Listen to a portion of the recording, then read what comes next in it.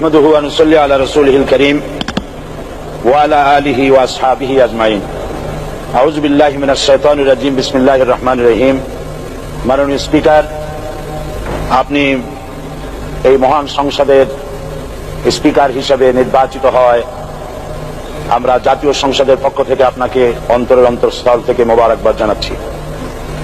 মাননীয় স্পিকার, আমি আজ এই সংসদে দাঁড়িয়ে ওই মহান আল্লাহ পাকের প্রশংসায় সেজদা অবনত হচ্ছি, যিনি 1 অক্টোবরের ব্যালট যুদ্ধের মাধ্যমে সুদীর্ঘ 5 বছরের দুঃশাসন, সীমাহীন দুর্নীতি, ইসলাম বিরোধী কর্মকাণ্ড, দেশব্যাপী ভয়াবহ সন্ত্রাসের মোকাবেলায় 4 দলীয় ঐক্যজোটের মহা বিজয় দান করেছেন এবং যার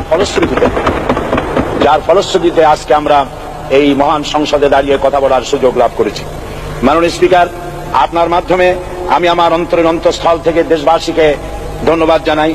বিশেষ করে আমার নির্বাচনী এলাকা পিরোজপুর, নাজিরপুর, ইন্দুরকানীবাসী ভাই বোনদের প্রতি কৃতজ্ঞতা জানাই, যাদের অক্লান্ত পরিশ্রমে এবং মূল্যবান ভোটের মাধ্যমে আমি নির্বাচিত এই মহান সংসদের সদস্য হওয়ার সুযোগ লাভ করেছি। মাননীয় স্পিকার, বাংলাদেশের 13 কোটি মানুষকে যারা পরিচালনা করবেন, আজকে তারাই এই মহান সংসদে বসে আছেন। আমি আপনার মাধ্যমে তাদের উদ্দেশ্যে কিছু কথা বলতে চাই। জবাবদিহিমূলক সরকার, কল্যাণমূলক সরকার ও সুস্থ প্রশাসন, এই বাক্যগুলি আমরা প্রায় শুনে থাকি। এই বাক্যগুলির অর্থ সরকার স্বৈরাচার নয়, বরং জনগণের কল্যাণে জনগণের নিকট দায়বদ্ধ সরকার, যা আব্রাহাম লিঙ্কনের ভাষায় by the people, for the people, of the people. বর্তমান পৃথিবীতে মূলত গণতান্ত্রিক দেশে এখন সরকারকে বিবেচনা করা হয়, এরূপ সরকারের জনগণের সার্বভৌম ক্ষমতার উৎস হিসেবে বিবেচনা করা হয়। অর্থাৎ সংখ্যাগরিষ্ঠ প্রতিনিধিদের প্রণীত আইনই হল আইন এবং নির্বাচিত হবার পর সরকার হয়ে পড়েন সমগ্র জনগণের, আর বিরোধী দল হয় ছায়া সরকার।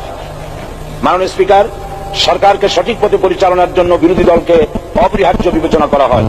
বর্তমান গণতান্ত্রিক চেতনা বেশি পুরনো নয়, মানুষ মূলত রাজতান্ত্রিক স্বৈর শাসনের সাথেই বেশি পরিচিত। বস্তুত বর্তমান পৃথিবীতে গণতান্ত্রিক শাসন ব্যবস্থায় জবাবদিহিমূলক, কল্যাণমূলক, স্বচ্ছ প্রশাসনের যে কথাবার্তা আমরা শুনতে পাই, এর প্রথম উপস্থাপক হলেন বিশ্বনবী হযরত মুহাম্মদ রাসূলুল্লাহ সাল্লাল্লাহু আলাইহি ওয়াসাল্লাম। বর্তমান গণতান্ত্রিক ব্যবস্থাপনার সাথে ইসলামের মূল পার্থক্য হল সার্বভৌমত্বের ধারণা নিয়ে। ইসলামের দৃষ্টিতে সার্বভৌমত্বের মালিক জনগণ নয়, মালিক হলেন আল্লাহ রাব্বুল আলামিন। কিন্তু সরকার গঠন ও পরিচালনা জনগণের ইচ্ছার ভিত্তিতে হতে হবে। জনগণের ইচ্ছার বিরুদ্ধে ক্ষমতায় থাকার অধিকার ইসলামের স্বীকৃত নয়। মাননীয় স্পিকার, সাধারণত লক্ষ্য করা যায় সরকার, সরকারি কর্মকর্তা, কর্মচারীবৃন্দ জনগণের উপর নানাভাবে জুলুম, নির্যাতন বা শোষণ করে থাকে। জনগণের খাদেম না হয়ে তারা হয়ে পড়েন জনগণের প্রভু, তারা জনগণের সম্পদকে তসরুপ করে। এই অবস্থা থেকে মুক্ত করার জন্য রাসূল করিম সাল্লাল্লাহু আলাইহি ওয়াসাল্লাম সরকারি কর্মকর্তা ও কর্মচারীদের মধ্যে তীব্র দায়িত্ব অনুভূতি জাগ্রত করে তিনি বলেন, ঘুষ দাতা ও গৃহীতা উভয় জাহান্নামী। নবী করিম সাল্লাল্লাহু আলাইহি ওয়াসাল্লাম আরো বলেছেন, আমরা যদি কাউকে কোনো রাষ্ট্রীয় দায়িত্ব প্রদান করি, তখন সেই ব্যক্তি তার ব্যক্তিগত কাজ যতটা নিষ্ঠা ও আন্তরিকতার সাথে পালন করে, রাষ্ট্রীয় দায়িত্ব যদি সেভাবে পালন না করে, তবে কিয়ামতের দিন তাকে উল্টো করে জাহান্নামে নিক্ষেপ করা হবে। রাষ্ট্রীয় সম্পদ তসরুপের ব্যাপারে কঠোর হুঁশিয়ারি উচ্চারণ করে বিশ্বনবী মুহাম্মদ রাসূলুল্লাহ সাল্লাল্লাহু আলাইহি ওয়াসাল্লাম বলেছেন, রাষ্ট্রীয় দায়িত্ব পালনকারী কেউ যদি 1 টুকরা সুতা বা তার চেয়েও ক্ষুদ্র কোনো জিনিস খেয়ানত করে, তবে কিয়ামতের দিন খেয়ানতের বোঝা মাথায় করে তাকে উঠতে হবে। মাননীয় স্পিকার, আল্লাহ রসুল যে সরকার ব্যবস্থা প্রতিষ্ঠা করেছিলেন, তা সত্যিকার অর্থে ছিল জনকল্যাণমূলক সরকার। তার সরকারের দায়িত্ব পালনকারী ব্যক্তিবর্গের মধ্যে চরম দায়িত্ব অনুভূতি জাগ্রত করে দেওয়া হয়েছিল। এটা সম্ভব হয়েছিল কেবলমাত্র আখিরাতের তীব্র বিশ্বাস ও মহান আল্লাহর দরবারে জবাবদিহিতার অনুভূতির মাধ্যমে। মানুষের নিকট জবাবদিহিতা পাশ কাটিয়ে যাওয়া যায়, কিন্তু আল্লাহর নিকট জবাবদিহিতা পাশ কাটানোর কোনো সুযোগ নেই। মাননীয় স্পিকার, নবী করিম সাল্লাল্লাহু আলাইহি ওয়াসাল্লামের সরকার ব্যবস্থাপনায় সবাই যেমন আইনের দৃষ্টিতে সমান অধিকার ভোগ করেছে, ঠিক তেমনি ভাবে রাষ্ট্রের নাগরিক হিসাবে সবারই মৌলিক চাহিদাসমূহ পূরণ হয়েছে। ঋণগ্রস্ত, এতিম, অসহায় জনগণ রাষ্ট্রীয় তহবিল থেকে সহযোগিতা লাভ করেছে। মূলত এটা জনকল্যাণমূলক সরকারের ধারণা বিশ্ববাসী তখনই প্রথম অবলোকন করে। মাননীয় স্পিকার, নবী করিম সাল্লাল্লাহু আলাইহি ওয়াসাল্লাম সরকারি কর্মকর্তাদের বিরুদ্ধে কোনো অভিযোগ পেলে তখনই ব্যবস্থা গ্রহণ করতেন। আইনের চোখে সবাই সমান এবং এ কারণেই শাসকদের আত্মীয় স্বজন কারো পক্ষে সম্ভব ছিল না জনগণের উপরে জুলুম করা। খলিফা ওমর রাদিয়াল্লাহু তাআলা আনহুর এক ছেলে অপরাধী প্রমাণিত হলে সে দণ্ডভোগ থেকে রেহাই পায়নি, এমনকি এতে তার মৃত্যুদণ্ড হয়েছিল। আবার খলিফা নিজেকে আইনের ঊর্ধ্বে মনে করতেন না, তাই বর্ম চুরির ঘটনায় আলী রাদিয়াল্লাহু তাআলা আনহু কাজীর দরবারে সাধারণ ফরিয়াদির মতো উপস্থিত হন। নিজের ছেলে ও চাকরের সাক্ষী যথেষ্ট না হয় কাজী খলিফার বিপক্ষে রায় দেন। এখানে বিচার বিভাগ ছিল সম্পূর্ণ স্বাধীন এবং শাসন বিভাগের নিকট তার কোনো দায়বদ্ধতা ছিল না। মাননীয় স্পিকার, এসব হলো ইতিহাস। মুসলমান আজ অনুসরণ করতে চায় না তাদের অতীতের গৌরবোজ্জ্বল কর্মপদ্ধতিকে। সে এখন কাফির মুশরিকদের কিরানক, স্বার্থ পূজারী, আখেরাতে জবাবদিহিতা শূন্য বাগাড়ম্বর এক জাতি।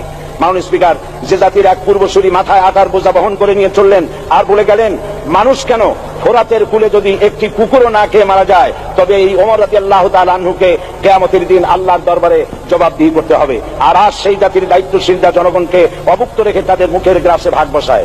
জনগণ তাদের নিকট উপস্থিত হলে মনে হয় যেন গোলাম প্রভুর দরবারে উপস্থিত হয়েছে, আর অহেতুক উৎকোচ দাবি করে তাদের উপর জুলুম করছে। আর আল্লাহ পাক জালিমকে কখনোই পছন্দ করেন না। মাননীয় স্পিকার, আমি দৃঢ়ভাবে আশা করি এই অবস্থা কাটিয়ে উঠে আমরা রাসূল করিম সাল্লাল্লাহু আলাইহি ওয়াসাল্লাম কর্তৃক প্রদর্শিত রাষ্ট্র ব্যবস্থার অনুসরণ করে একটি সুখী, সমৃদ্ধশালী, আধুনিক ইসলামী রাষ্ট্র পরিণত করে বাংলার প্রিয় জন্মভূমি বাংলাদেশকে আজ গোটা বিশ্বব্যাপী শোষণ, নির্যাতনা, হানাহানি, অশান্তির মধ্যে, তাই আজ পৃথিবীর অধি আগ্রহে অপেক্ষা করছে ইসলামের আলোকে এমন এক রাষ্ট্র ব্যবস্থার যেখানে দায়িত্বশীলরা আল্লাহ তাআলার কাছে জবাবদিহিতার পাশাপাশি জনগণ নিকটও জবাবদিহি করতে বাধ্য হবে। মাননীয় স্পিকার, অনেক ত্যাগ ও তিতিক্ষার রক্তের বিনিময়ে গড়ে উঠেছে আমাদের গণতান্ত্রিক প্রতিষ্ঠান এই জাতীয় সংসদ। এই সংসদের সম্মান রক্ষা করার দায়িত্ব আমাদের সবার। গণতান্ত্রিক চর্চা, গণতন্ত্র প্রতিষ্ঠার স্বার্থে আমি আজ প্রধান বিরোধী দল আওয়ামী লীগকে সকল হিংসা, বিদ্বেষ ও পরাজয়ের গ্লানি ভুলে গিয়ে সংসদে যোগদানের উদাত্ত আহ্বান জানাচ্ছি। পরিশেষে আমি আপনার মতো সর্বজন শ্রদ্ধ একজন মার্জিত ও সুশিক্ষিত ব্যক্তিকে এই মহান সংসদের স্পিকার হিসেবে লাভ করে আমরা আনন্দিত হয়েছি। আমাদের সংবিধানের সংরক্ষণ, সমর্থন ও নিরাপত্তা বিধান এবং আপনার অভিভাবক সুলভ নিরপেক্ষ আচরণ ও সংসদকে ধন্য করবে বলে আমরা বিশ্বাস করি। আপনাকে ধন্যবাদ। আসসালামু আলাইকুম ওয়া রাহমাতুল্লাহ।